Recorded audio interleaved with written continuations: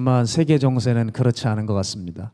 여러분 아시는 대로 이스라엘과 팔레스타인 무장정파인 하마스가 전쟁 중에 있습니다. 현재 양측 사망자 수가 3,500명이 넘었다고 하는 보도를 봤어요. 전 세계가 지금 이 전쟁에 놀라고 있습니다. 그런데 특히 어떤 점에 놀라고 있냐면 이 전쟁을 전혀 예상하지 못했다는 점입니다. 자, 이스라엘 군대는 자그마치 17만입니다. 그런데 하마스 군대는 3만에 불과합니다. 근데 이 17만 이스라엘 군대를 3만 하마스가 뚫어버렸습니다. 참 어떻게 이렇게 희한한 일이 벌어졌는지요. 자, 왜 뚫렸냐? 잠깐 두 가지만 살펴보겠는데요. 먼저는 이스라엘이 방심한 사이에 쳐들어왔다는 겁니다. 이스라엘은 이 가자 지구를 매우 엄격한 통제 정책으로 통제하면서 시행해 왔습니다. 가자 지구의 땅 면적을 보니까 서울의 절반밖에 안 되는 그런 땅이더라고요. 그런데 그 땅을 철저하게 통제하고 있어서 일명 창살 없는 감옥이라고 불리기도 했답니다. 그러니 이스라엘 입장에서는 별 문제가 없을 거라고 생각을 했겠죠. 하지만 우리로 치게 되면 추석 같은 유대인의 명절이 있습니다. 여러분 아시죠? 초막절이요.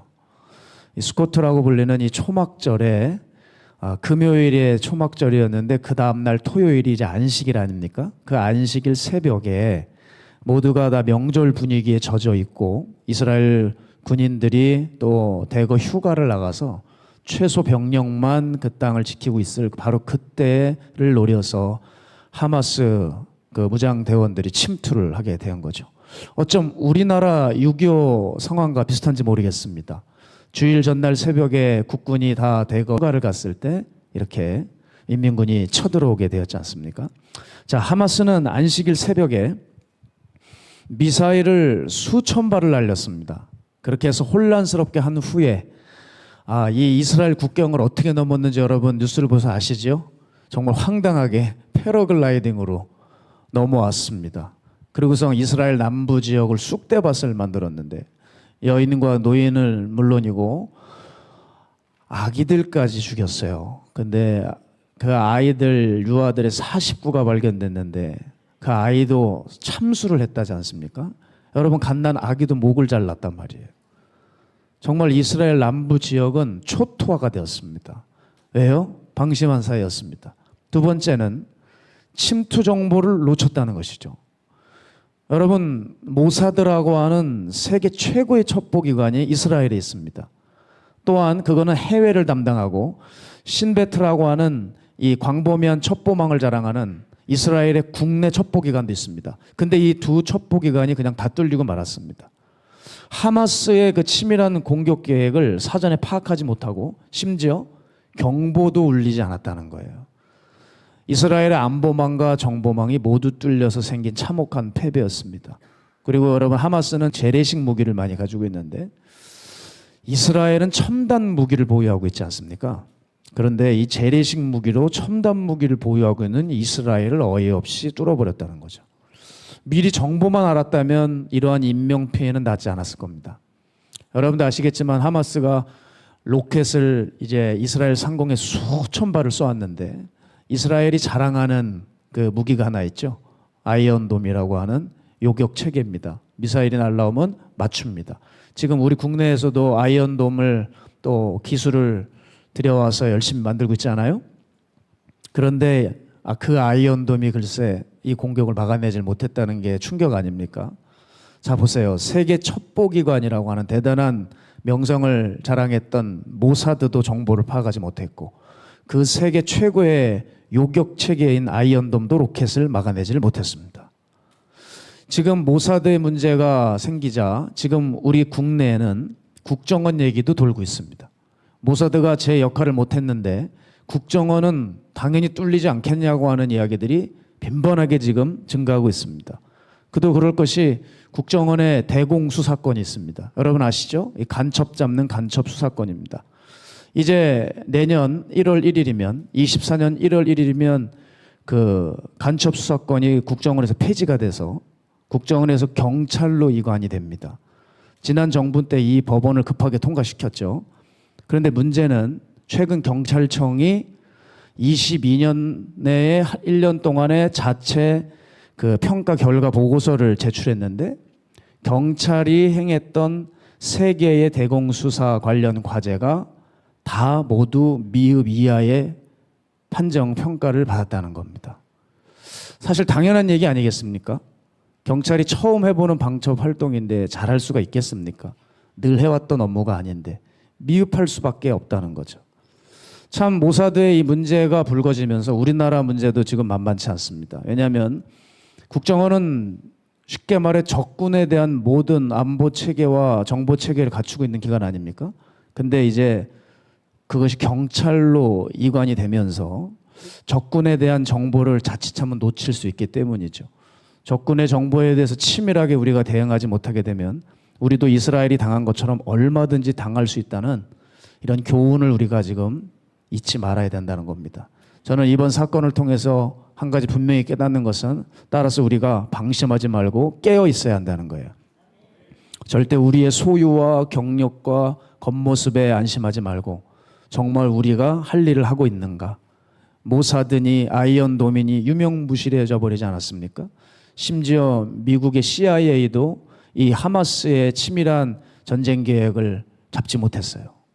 자, 우리는 이렇게 세상 돌아가는 일들 속에서 우리는 영적인 교훈을 항상 얻어야 합니다. 우리도 지금 전쟁 중이죠? 우리 한국뿐만 아니라 우리 신앙인들 지금 전쟁 중입니다.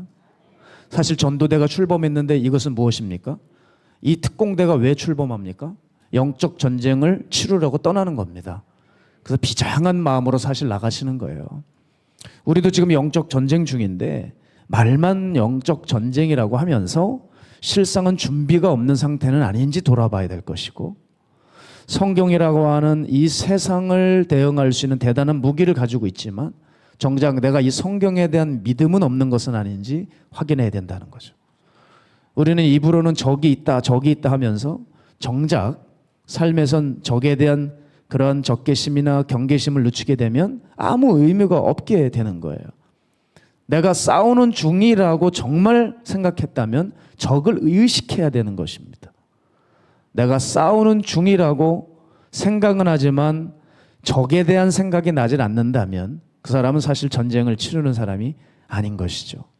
따라서 우리 한국만 봐도 지금 더욱 안보의식에 철저히 해야 될 것입니다. 여러분, 이건 정치 문제가 아니에요. 우리 국민들이 사냐 마냐가 달려있는 문제죠. 따라서 적어도 전쟁 중이라고 한다면 적을 의식하고 있어야 되고 적은 항상 같은 농도로 같은 그런 마음으로 공격하고 틈만 보면 치려고 노리고 있는데 적은 생각도 안 하고 계속 평화를 운운하고 감상에 젖어서 안주하고 있다면 이것은 허가 찔리고 침투는 본격화된다는 것이죠. 여러분, 이 영적 세계는 현실 세계보다도 더 실제적입니다. 따라서 우리는 눈에 보이는 것에 안주할 수 없습니다. 그래서 우리가 그만큼 준비가 돼야 되겠습니다. 남들에게 보여지는 것 말고 우리의 현실과 믿음을 우리는 잘 알고 있습니다. 그렇죠? 내가 입으로 어떤 것을 말하는 것, 하나님에 대해서 말하는 것, 그 말들 말고 진짜 내 영적 실력이 있는지 우리는 우리 자신을 잘 압니다. 우리는 그것을 길러 나가야 되는 거예요. 그래서 저는 전도학교를 치르면서 우리가 실질적으로 나가서 전도를 한 개개인이 할 수 없다면 이건 의미가 없기 때문에 우리는 뭐 차 주고 전도지 주는 게 아니라 실질적으로 사람을 1대1로 만나 대화할 수 있는 그들을 결국에는 사랑과 복음으로 설득하여 주님께로 돌아오게 할 수 있는 실질적인 훈련을 우리는 나름대로 이 물리적인 시간 속에서 계속 치렀던 것 같아요. 왜냐하면 우리가 말만 전도대가 아니라 전도 이렇게 나간다가 아니라 한 사람 한 사람이 정말 전도를 치를 수 있는 그 기술과 실력을 갖춰야 되기 때문에 마찬가지입니다. 우리 신앙인들도 마찬가지예요. 우리는 우리 자신을 좀 정직하게 바라봐야 될 때가 아닌가 싶습니다. 감리교 창시자인 존 웨슬리가 이제 미국 선교를 위해서 대서양을 건너고 있을 때 그 배가 큰 풍랑을 만나게 됩니다. 그때 훗날 웨슬리는 뭐라고 고백하냐면 자기는 구원의 확신이 없는 선교사에 불과했다 그랬습니다. 왜냐하면 풍랑이 막 몰려오는데 풍랑이 너무 두려운 나머지 선실에서 벌벌 떨고 있었습니다. 그런데 어디선가 아련하게 찬양이 들려오는 거예요. 너무 의아해가지고 이렇게 나가봤더니 세상에 무섭지도 않은지 풍랑이 치는데 그 배 갑판 위에서 모라비안 교도 몇 사람이 그 와중에 찬송가 503장을 부르고 있었다는 거예요. 웨슬리는 그 광경을 보고 너무 기가 막혀서 당신들은 풍랑이 두렵지 않습니까? 했대 이 모라비안 교도들이 웨슬리에게 이렇게 말했습니다. 두렵기는요. 오히려 더 빨리 갈 수 있는데요. 풍랑이 쳐주고 바람이 부니까 배가 더 빨리 갈 수 있을 뿐이라고 하면서 하나님을 찬양하더라는 거예요. 그날에 이 존 웨슬리가 자신의 일기에 고백하기를 이렇게 적어 놨죠. 나는 그때 풍랑보다 그들의 고백이 더 큰 충격이었다. 그렇습니다, 여러분. 웨슬리가 목사로서 설교하고 상담하고 신방하고 주의 나라를 섬긴다고 했지만 사실 그는 자기 믿음 하나 간수하지 못하는 부실한 사람이었던 거죠. 그러나 모라비안 형제들은 본 적도 없는 사람들이고 뭐 그냥 초라해 보였지만 그 폭풍 가운데에서도 그들의 믿음의 진가를 발휘할 수 있었던 사람들이었던 거예요. 그러니까 보여지는 것과는 전혀 다른 사람이었다는 것이죠. 그런 맥락에서 여러분 이 유명무실한 일들이 이 세상에 정말 많이 일어난 것 같습니다. 제가 예전에 몇 달 전에 신문을 봤을 때도 참 너무 허탈한 헤드라인 뉴스 하나를 봤어요. 철근 빼먹은 아파트 이렇게 써 있더라고요. 여러분 철근 빼먹은 아파트. 야 이게 진짜 사실인가? 아니 도대체 이 제정신인가? 여러분 저도 LH 하면 예전 주공아파트에 참 좋은 생각, 추억을 가지고 있습니다. 저도 어린 시절에 주공아파트에 살았었기 때문에 LH 하면 친숙했어요.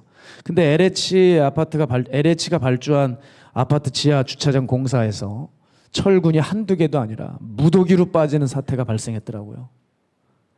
전문가들은 그 원인을 건설 산업을 둘러싼 이권 카르텔이라고 지목했어요. 그래서 정부가 자기네들의 이익을 위해서 국민 안전은 도외시한 이 이권 카르텔을 절대 용납할 수 없다. 이제 강하게 선포하면서 그거가 싸우겠다고 선전했습니다. 자, LH 하면 국민들의 보금자리를 만들기 위해 애쓴 회사 아니겠습니까? 그렇죠. 따뜻한 회사라고 저는 봤어요. 그런데 알고 봤더니 그 뒤에는 공무원과 공기업 직원들의 청탁과 갑질이 난무하고 있는 상황이었습니다. 자, 보통 건축업계 사람들에게 들어보면 건설 현장 폭력 행위인 건폭, 일명 건폭이 무섭다고 합니다. 그런데 건설업체들 얘기를 들어보면 건설업체들이 가장 무서워하는 것은 관폭이래요. 관폭, 이게 뭐냐? 공무원들과 공기업 직원들의 갑질, 관폭이 진짜 가장 무섭다고 하더라고요. 자, 이것도 다 유명무실한 거죠. 말은 공무원이고 국가를 위하고 국민을 위하고 지역사회를 위한다고 하는데 오히려 국민의 그 목숨을 위태롭게 하는 짓들 아닙니까? LH가 어떻게 이렇게 부실한 기업이 되어버렸습니까? 우리는 여기서도 깨달아야 되죠. 우리가 정말 하나님께서 먼저 불러주셨고 우리에게 말씀과 기도가 있다고 자부하지만 정말 이곳으로 세상을 온전히 섬기고 있는가? 타인의 유익을 끼치고 있는가? 아니면 우리도 신앙 카르텔에 빠져서 하나님의 이름을 빙자해서 자기 원하는 걸 추구하고 있지는 않은가 말입니다. 사실 우리 한국교회가 지금보다는 훨씬 성장하고 부흥했어야 되는데 그러하지 못했습니다. 하나님이 부어준 축복에 비해서 그렇게 성공을 못했어요. 왜냐하면 여러분 소위 축복을 받은 사람들 또 은사를 받았다고 하는 사람들이 그것을 받아놓고 나중에 형편없는 짓들을 하고 말았습니다. 그 이유는 간단하죠. 그 축복과 그 이권을 감당할 수 있는 그릇이 되지 않은 거예요. 그래서 한국교회는 그 많은 복을 받고도 불과 여러분 100년도 안 돼서 이 어려운 지경에 처하고 말았습니다. 그래서 이제는 하나님이 속지를 않으세요. 그래서 여러분 은사를 달라고 해도 하나님 잘 안 주실 거예요. 이제는 안 속으십니다. 네가 그렇게 애절하게 눈물을 흘리고 원해서 내가 주었는데 사람이 화장실 들어갈 때랑 나갈 때랑 다르듯이 그거 받으면 또 이상해지는 거예요. 지위가 높아지면 또 달라지는 거예요. 그거 왜 그런지 모르겠습니다. 그래서 이제는 하나님이 간구해도 그릇이 안 되면 안 주시는 거예요. 자, 성경에도 이런 사람이 나옵니다. 누구냐면 사사기에 가장 암흑기를 걸었던 그때에 부름받았던 삼손이라는 자죠. 삼손은 그 어떤 사사보다 여러분 강력한 은사를 받았습니다. 그때가 너무 어두웠던 때라 하나님은 초강력한 리더를 세우신 것이죠. 그런데 삼손은 그 은사를 받았어도 어떤 일이 벌어지죠? 하나님과 교제하지 않았습니다. 평생을 기도하지 않았습니다. 그는 이방 여인과 교제하고 밀담과 미래로 자기 인생을 다 썼습니다. 자, 보십시오. 그 많은 은사를 받았어도 그릇이 안 돼요. 결국 다 잃어버리고 말죠. 자, 보이는 것, 이건 정말 아무것도 아닐 때가 많아요. 보이지 않는 것, 이 중심이야말로 진짜 강한 것임을 우리는 알아야 됩니다. 이 세상을 보이는 것이 이끌어간다고 착각하시면 안 됩니다. 보이지 않는 힘에 의해서 이 세상은 움직여가고 있습니다. 여러분을 이끌어가고 있는 것은 여러분 보이는 것일까요? 보이지 않는 것일까요? 여러분이 만약에 내가 지금 죄를 짓고 있고 엉망으로 살고 있을 때 보이는 것에 의해서 당하고 있으면 여러분 그걸 제거할 겁니다. 그러나 보이지 않는 것에 지금 나는 당하고 존목하고 있기 때문에 이걸 처리를 못하게 되는 거예요. 따라서 보이는 것보다 보이지 않는 중심이 그게 뭘 추구하는지가 그것에 따라서 우리가 유명해지기도 하고 무실해지기도 합니다. 자, 그러나 니고데모는 달랐습니다. 그가 유대인의 선생이었고 끝발 있는 사내들인 공의회 회원이었습니다. 그런데 이 사람은 자기 자신을 정확하게 들여다봤어요. 자기 안에 부족한 것을 발견했습니다. 나는 분명히 율법 선생으로서 이스라엘의 선생이었지만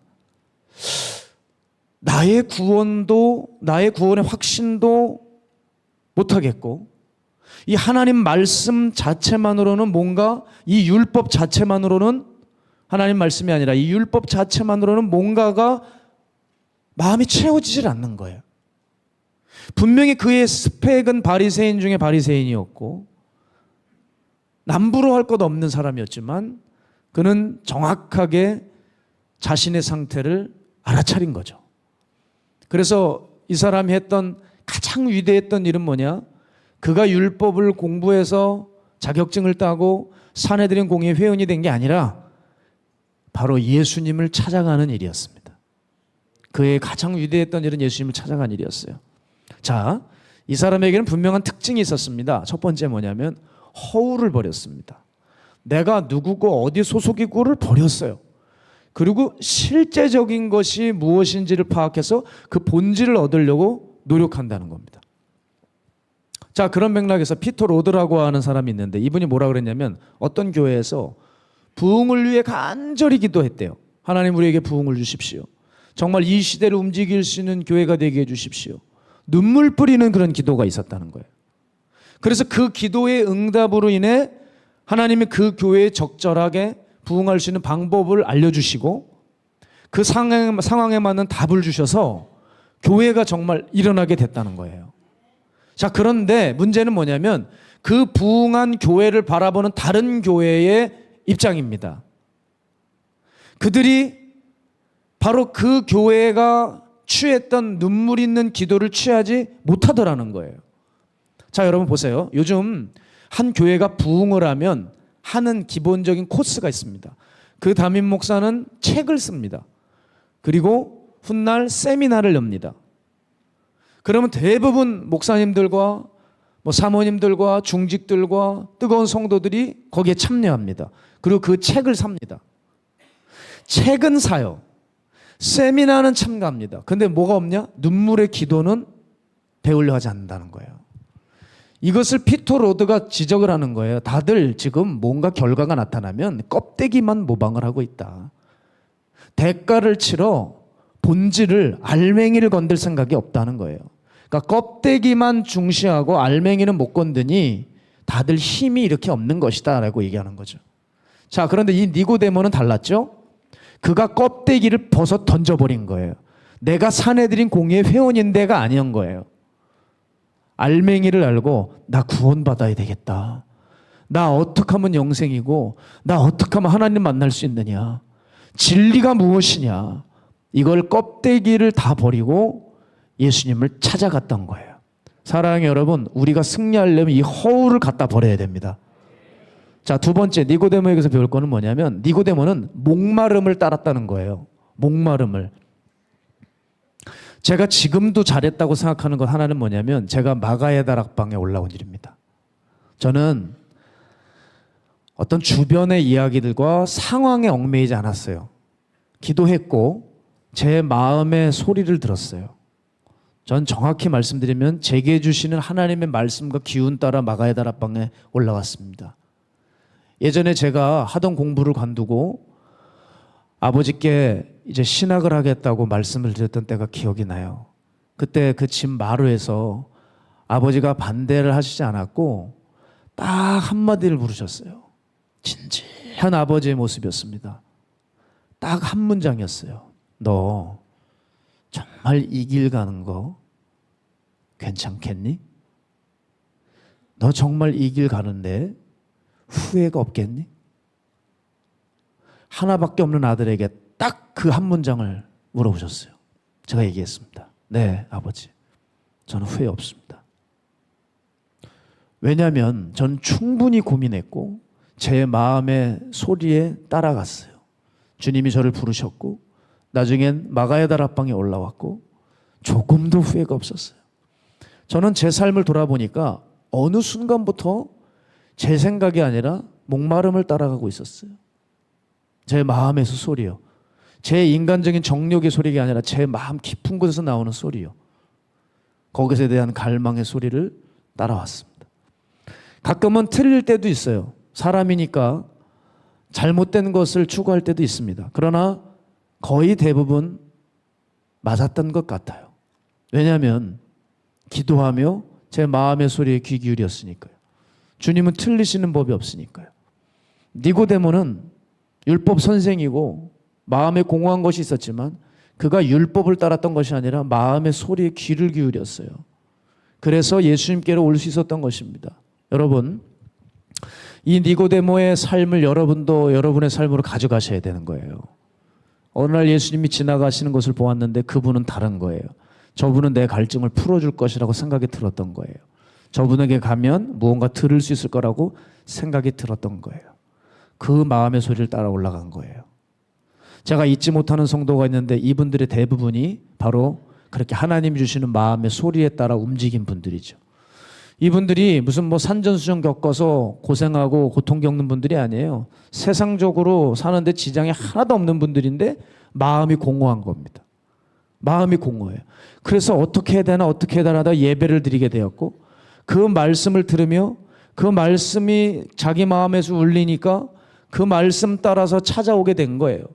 그리고 그 점잖하고 세련됐던 분들이 눈물을 보이고 하나님 앞에 엎어질 때 얼마나 기쁜지 모릅니다. 그러나 여러분, 다 그분들이 끝까지 하나님께로 간 건 아니고 개 중에는 하나님께로 왔고 어떤 이는 다시 옛날로 돌아갔어요.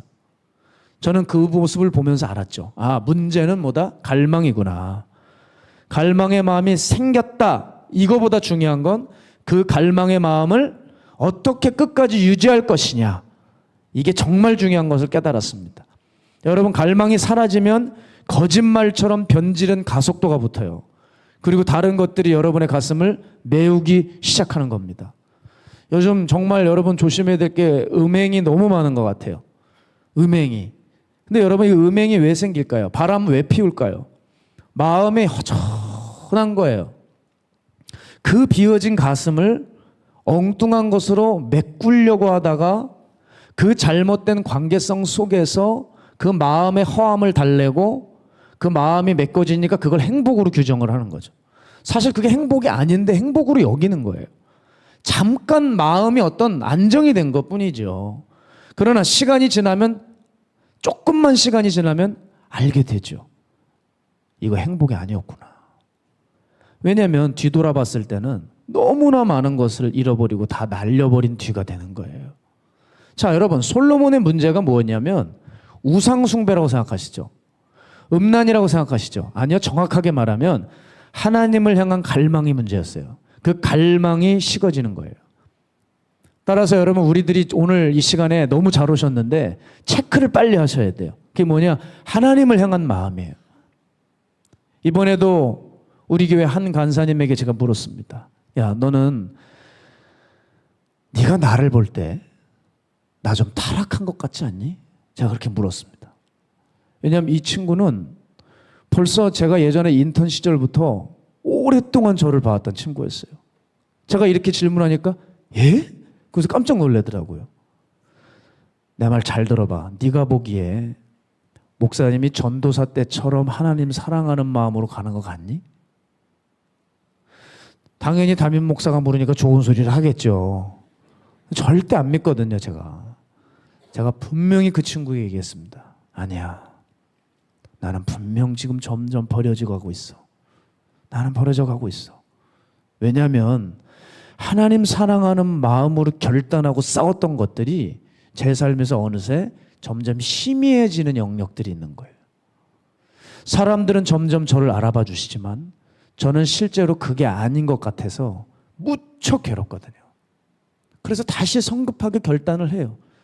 다시 옛날 하나님 앞에 사랑했던 그 자리로, 다시 그 기도의 자리로, 다시 훈련했던 자리로 돌아가려고 애를 쓰고 있거든요.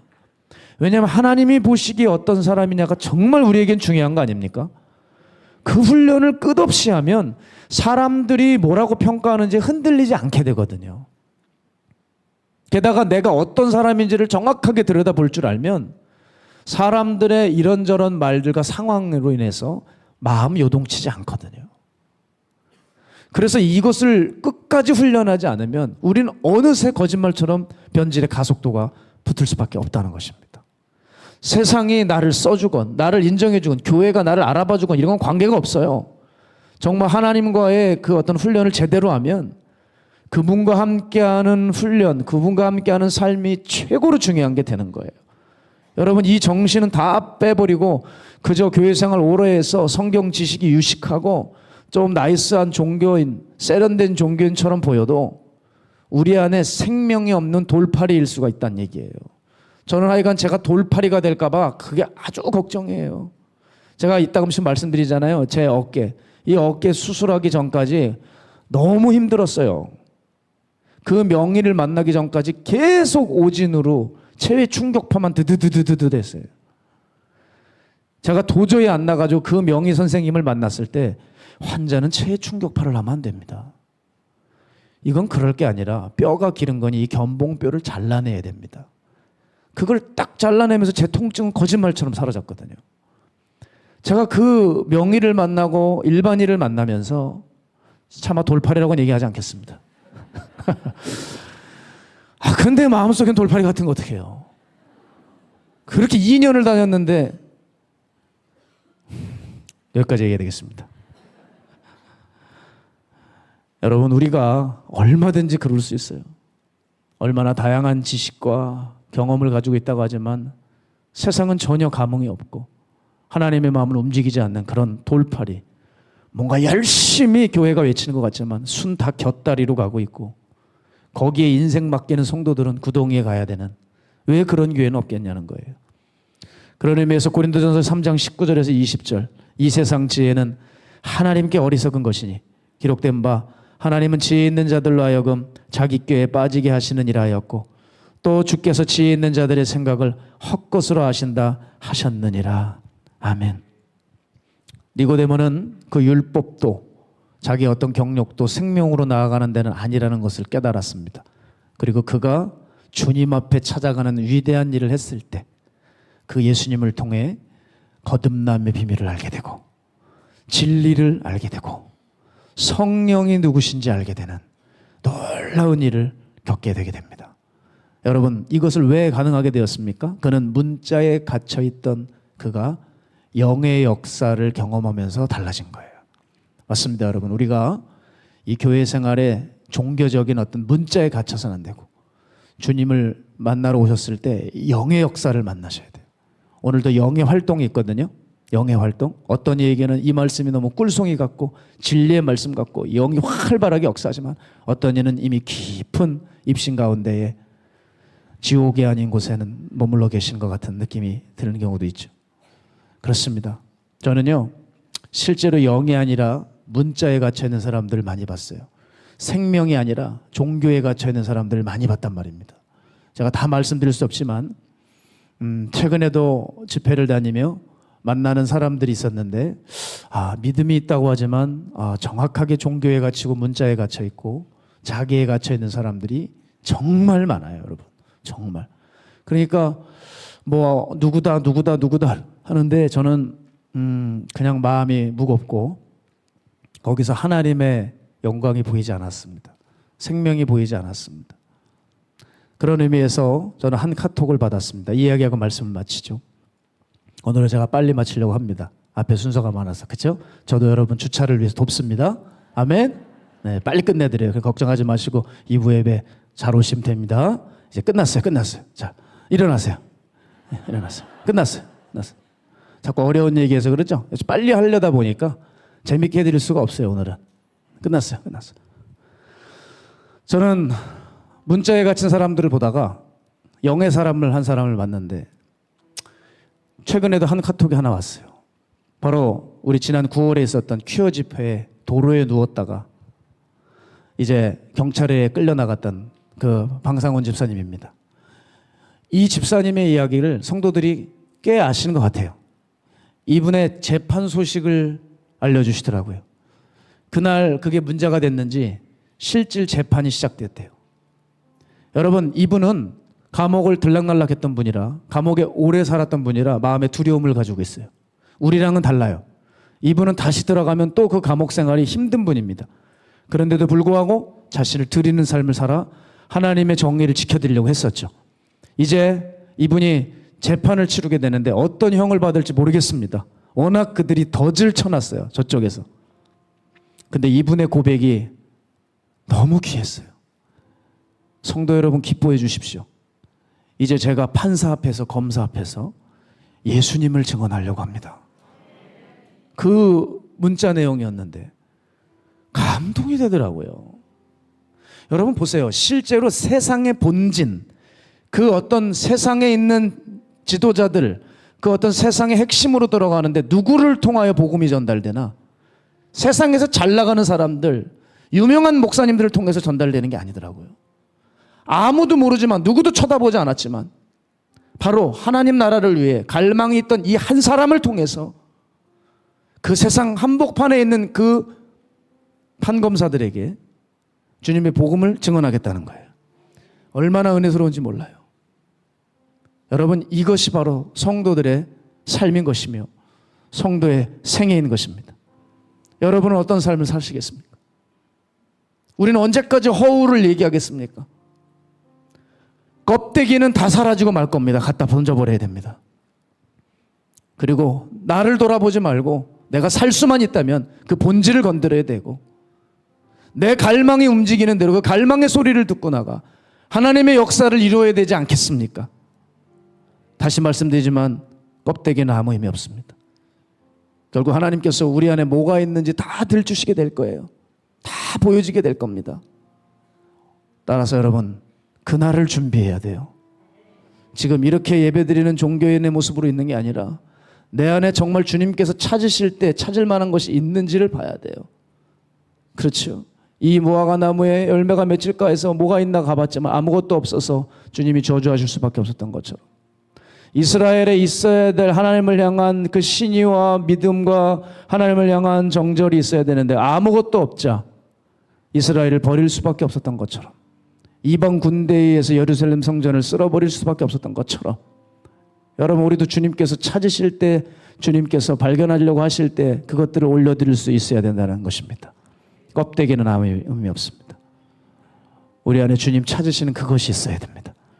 그 보이지 않는 중심으로 우리 하나님 사랑했으면 좋겠습니다. 그렇게 승리하시길 주의 이름으로 축복합니다. 우리 시간 함께 찬양하면서 준비하신 예물 주님 앞에 봉헌하겠습니다. 기도하겠습니다.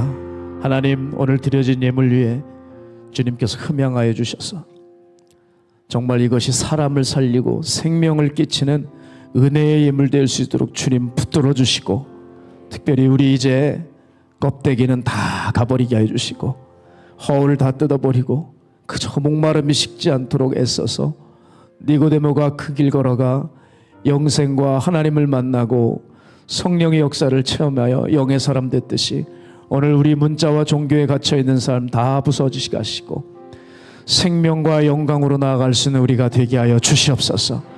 그렇게 작정하기로 한 주의 백성들 기억하여 주시길 소망하오며 지금 이곳에 성부, 성자, 성령 살아계신 하나님의 사랑과 은혜와 사람을 거듭나게 하시는 능력이 이제 앞으로 영으로 살고 믿음으로 의인으로 살기로 작정한 주의 백성들 머리 위에, 가정 위에, 직장 위에, 사업체 위에 이제로부터 영원토록 함께 하시기를 간절히 축복합니다.